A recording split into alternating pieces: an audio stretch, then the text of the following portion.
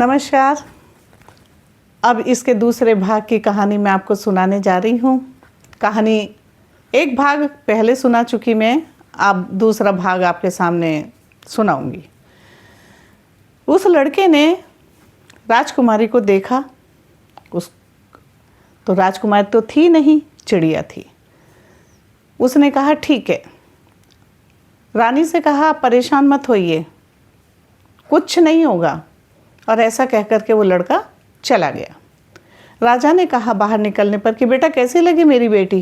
कहने लगा महाराज बहुत सुंदर, इतनी सुंदर कि मैंने कोई नहीं देखी होगी आज तक। कि ठीक है, तो विवाह की तैयारी करें? राजा ने कहा, लड़के ने कहा हाँ ज़रूर। अब उधर राजा ने लड़की के विवाह की तैयारी शुरू कर दी। लड़के के घर भी शादी की तैयारियां शुरू हो गईं। दोनों तरफ शादियों का जोर शोर से तैयारी चल रही थी। बारात आई तो राजा की खुशी का ठिकाना नहीं था कि भाई अब तो मुझे अपनी बेटी देखने को मिलेगी। लेकिन वो लड़का जानता था कि महाराज को तो दिखाना ही नहीं है। जहाँ मंडप बना, उस लड़के ने कहा पंडित जी आप फेरे पढ़िए और मैं कमरे के अंदर फेरे लूँगा, मंत्र पढ़िए आप। बस मंत्र शुरू हो गया और उस लड़के ने अंदर कमरे के अंदर एक हवन कुंड में अग्नि जला करके उसके चारों तरफ फेरे ले लिए उस घूस के साथ चिड़िया के। और काहरों से कहा लाओ पालकी, और पालकी अंदर रखवा करके उसने उसको चिड़िया को उसके अंदर रखा और कहा कि चलो भाई ले चलो। जैसे पालकी उठ के चलने लगी, तुरंत राजा पीछे से चिल्लाया बेटा एक झलक तो दिखाते जाओ मेरी बेटी की। उसने कहा नहीं महाराज, अब ये मेरी पत्नी है, जब मैं चाहूँगा तब दिखाऊंगा, अभी तो नहीं दिखा सकता मैं आपको। और ऐसा कह कर के वो उस चिड़िया को विदा करा करके ले गया। उधर घर वाले इंतज़ार कर रहे थे। उसने जब वहाँ बारात पहुँची तो सब बहू का स्वागत करने के लिए तैयार थे। तो उसने कहा कोई स्वागत नहीं होगा, और उसने वो पालकी अपने कमरे के पास रखवाई, ताला खोला और उस पालकी को अंदर रखवा करके चिड़िया को पलंग पे बिठा दिया और खुद बाहर से ताला बंद कर दिया पालकी बाहर रख के। सबको बड़ा आश्चर्य हुआ। घर वाले कहने लगे ये क्या बात हुई भाई, राजकुमारी है तो क्या हुआ, कम से कम एक बार तो तुम्हें दिखाना चाहिए। उसने मना कर दिया। इसी तरह समय व्यतीत होता चला गया। उधर राजा भी बड़ा तड़पने लगा, इधर ये घर वाले की पता नहीं कैसी राजकुमारी है, ये तो दिखाई नहीं रहा। ऐसा सोच करके उसने नहीं काफ़ी समय तक नहीं दिखाया। अब चौथे बेटे की शादी की तैयारियां होने लगी। उन्होंने कहा भाई ये तो दिखाएगा ही नहीं, चलो हम अपने बेटे की दूसरे की शादी करते हैं। घर में दूसरे के चौथे भाई की लास्ट का जो भाई था उसकी शादी की तैयारियां होने लगी।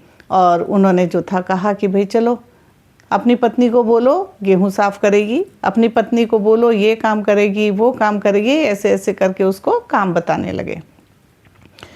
पहले तो उसने कहा भाई वो राजकुमारी है, फिर भी उसने उससे कहा कि घर वाले कह रहे हैं क्या तुम ये काम कर सकोगी? उसने कहा हाँ क्यों नहीं कर सकती, क्योंकि वो चिड़िया मनुष्य की तरह बोलती थी, महल में रहती थी तो रानी दासी उससे बात करती थी। बस उन्हें ला करके उसके पति ने गेहूं की बोरी रख दी, खाली कर दी। सारी रात में बैठ करके चिड़िया ने चोंच के दाने से एक एक दाना इधर से उधर से इधर करना शुरू कर दिया। पूरी रात में उसने एक बोरी गेहूं साफ कर दिए और सुबह होने पर अपने पति से कहा कि गेहूं साफ हो गए, अब आप इसको बाहर रख दीजिए भर करके। उसने ले जा करके बाहर कहा कि माँ ये लो, ये गेहूं साफ हो गए। उन्होंने कहा अच्छा रात रात में गेहूं साफ हो गए? देखे तो सचमुच गेहूं साफ थे। अब उन्होंने कहा भाई घर में कलर भी करने हैं, क्या तुम्हारी पत्नी कलर कर सकती है? तो उसने वो भी पूछा। कहने लगी हाँ, उनको कहो पानी में जो जो कलर उनको कराने हैं सब घोल के रख दें, मैं रात में अपना आप कर दूंगी। जब सारा घर सो गया, उसने अपनी पूंछ के साथ कलर में भिगो भिगो करके पूरे घर को राजमहल बना दिया, क्योंकि उसने राजमहल ही देखा था, इससे बाहर की दुनिया से वो परिचित थी नहीं। उसके बाद उसने वहाँ राजमहल जैसा वातावरण हो गया। सुबह उठे सब तो बड़े आश्चर्य में चकित कि अरे ये इतना सुंदर घर कैसे हो गया, उन्हें बहुत आश्चर्य हुआ। खैर अब शादी हो गई। तो पहले समय में ऐसा होता था ना कि जैसे भाई बारात कई कई दिन के लिए चली जाती थी, इसी तरह से उसकी भी बारात गई उसके भाई की। तो रोज़ दाना पानी रख देता था। उसने कहा देखो घूस, अब मेरे भाई की शादी है और 8 दिन तक मैं वहीं रहूँगा, तुम्हारे लिए मैं दाना पानी सब रख करके जाऊँगा। कहने लगी ठीक है। और उसने 8-9 दिन का दाना पानी भर के रख दिया, आगे से लॉक लगाया और वो बारात में चला गया। अब वहाँ बारात को थोड़ा और समय लग गया, 8 दिन तो हो गए। उसने जब तक दाना पानी था खाया पिया बैठी रही, लेकिन अब दाना पानी ख़त्म हो गया, 9वां दिन हो गया। एक दिन तो उसने बड़ा मुश्किल से गुजारा, लेकिन 10वें दिन उसकी हालत बहुत ख़राब होने लगी और बारात भी वापस नहीं आई। तो उसने सोचा कि अब मैं क्या करूँ। वो खैर ज्यों त्यों करके पलंग से नीचे उतरी तो उसी कमरे के अंदर एक छोटा सा नाली का छेद था, जिससे थोड़ी सी हवा पास हो जाती थी, पानी बाहर निकल जाता था। तो चिड़िया धीरे धीरे खिसक करके उस नाली के पास गई और उस छेद से बाहर चली गई और उसकी कर्राहट निकल रही थी। अब इतने में क्या हुआ कि उसके जब पक्षी मरने को होता है ना, तो उसके पैर ऊपर की तरफ होते हैं, आकाश की तरफ उसके पैर ऊपर उठे हुए थे और हाय हाय मुँह से उसके निकल रहा था। तो इतने में उधर से शिव और पार्वती दोनों पृथ्वी लोक का भ्रमण कर रहे थे। पार्वती जी के कान में तुरंत उसकी आवाज़ कर रहने की आई। पार्वती बोली भगवान शिव से कि ठहरो। भगवान शिव बोले अब क्या हुआ। कहने लगी अरे कोई करहा रहा है, मैं उसे देखूंगी। भगवान शिव बोले अरे देवी, ये तो संसार है, कहीं सुख है कहीं दुख है, कोई हंसता है कोई रोता है, कोई गाता है कोई बजाता है, चलो जल्दी से कैलाश पर्वत पे पहुंचना है। पार्वती जी बोली नहीं, मैं इतनी कठोर नहीं बन सकती, मैं इसको देख कर ही जाऊंगी। और पार्वती जी जिद करने लगी। पार्वती जी ने जाकर के देखा तो उस चिड़िया की चोंच कभी खुलती थी कभी बंद होती थी, कभी खुलती कभी बंद होती। पार्वती जी ने तुरंत अपनी कन की उंगली काटी और उसके मुंह में खून की 2 बूंद डाल दी। खून की बूंद पड़ने से उसके शरीर का आकार बदलने लगा। अब वो चिड़िया की जगह एक लड़की बन गई। लड़की बहुत सुंदर बनी वो। माँ पार्वती ने कहा बेटी मैंने तुम्हें जीवन दान दे दिया, अब तुम जहाँ से आई थी वहीं से चली जाओ, मैं जा रही हूँ।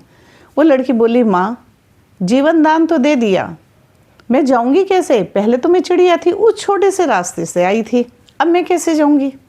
तो कहने लगी कि अच्छा चलो मैं तुम्हें अपनी शक्ति से अंदर भेज दूँगी।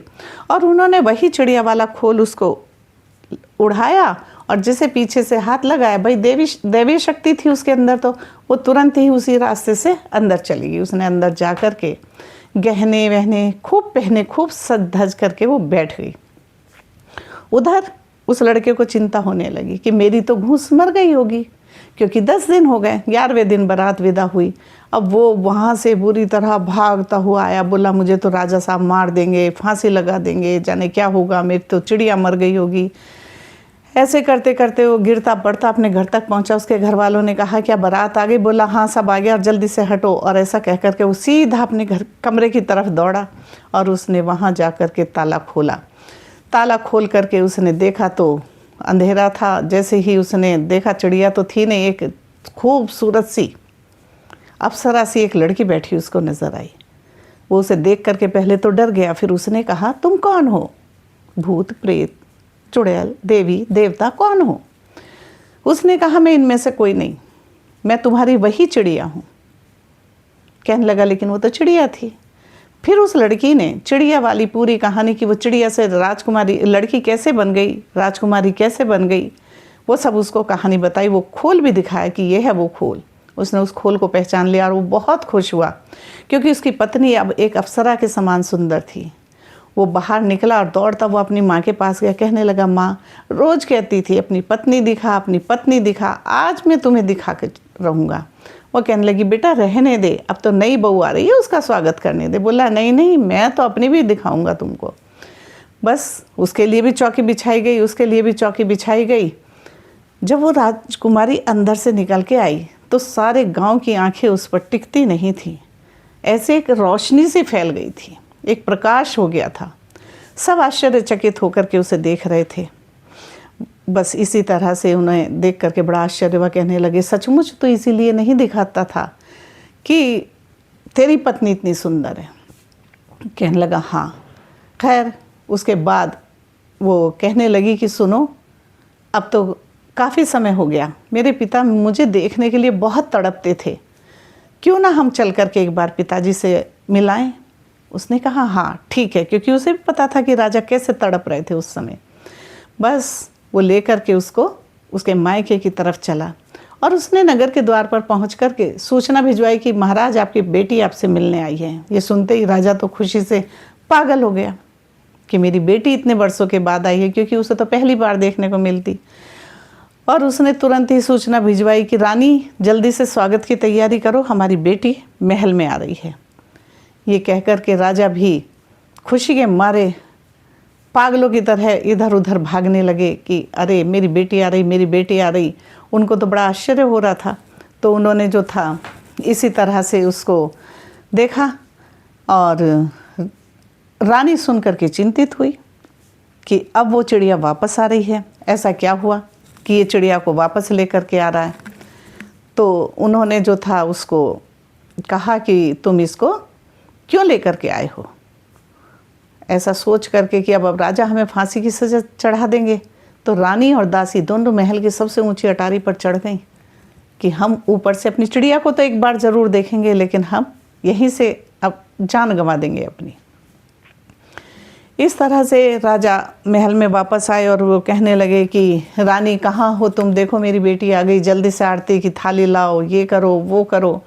लेकिन रानी और बांदी सबसे ऊपर की अटारी पर चढ़ी हुई थी और वहीं से देख रही थी। तो उन्होंने देखा कि जब महल के द्वार पर एक पालकी आकर रुकी और उसमें से दो खूबसूरत से पैर बाहर आए, तभी रानी और दासी ऊपर से चिल्लाईं, ठहरो हम आते हैं। और उन्हें आश्चर्य हो रहा था कि हमने दी तो चिड़िया थी, ये पता नहीं किसकी बेटी को लेकर के आ गया। अब वो नीचे आई, गिरते पड़ते उन्होंने आरती की। बहुत सुंदर बेटी उनकी, बहुत ही सुंदर, जिसे देख करके राजा फूला नहीं समाता था। कहने लगा तुमने दासी सही कहा था कि मेरी बेटी इतनी सुंदर है, अगर जब मैं उसे देखूंगा तो मर जाएगी। बहुत अच्छा किया, मैंने अपनी बेटी को कभी नहीं देखा। आरती करने के बाद रानी अपने दामाद को अपने कक्ष की तरफ ले गई, क्योंकि उसे तो वो रहस्य जानना था कि भाई चिड़िया कैसे राजकुमारी बन गई। अब जो था राजा बेटी को अपने कक्ष में ले गया। उनके दामाद ने उनको सारी बात बता दी कि कैसे वो चिड़िया से राजकुमारी बनी। इस तरह से उन्होंने उसकी सोच को बड़ा महत्व दिया और उस लड़के को वहीं पर रहने के लिए कहा, उसे वहाँ का राजकुमार बनाने के लिए बात की कि राजा बनाएंगे। और उन्होंने, राजा ने कहा मैं अपनी बेटी को कभी नहीं जाने दूंगा। उन्होंने उसको अपना राजपाट सौंप दिया। फिर वे तपस्या करने के लिए जंगल जाना चाहते थे। तो उनकी बेटी ने कहा पिताजी इतने साल के बाद तो मैं आपसे मिली हूँ, क्या आप मुझे छोड़ करके जंगलों में जाएंगे? मैं आपके लिए यही इंतज़ाम कर दूंगी। और उन्होंने वहीं उनके लिए एक महल बनवा दिया। वो लड़का वहाँ का राजा बन गया और वो लड़की वहाँ की राजकुमारी रानी बन गई। उसके राजा और रानी दासी तीनों का जीवन बहुत अच्छे से व्यतीत होने लगा। उनके भी सुंदर सुंदर 2 पुत्र हुए, जिसको देख कर के राजा बहुत खुश हुआ। बस अब मेरी कहानी यहीं तक है और आपसे रिक्वेस्ट है कि मेरे चैनल को सब्सक्राइब कीजिए, लाइक कीजिए, शेयर कीजिए। आपको कहानी कैसी लगी कमेंट में लिखकर बताइए। धन्यवाद।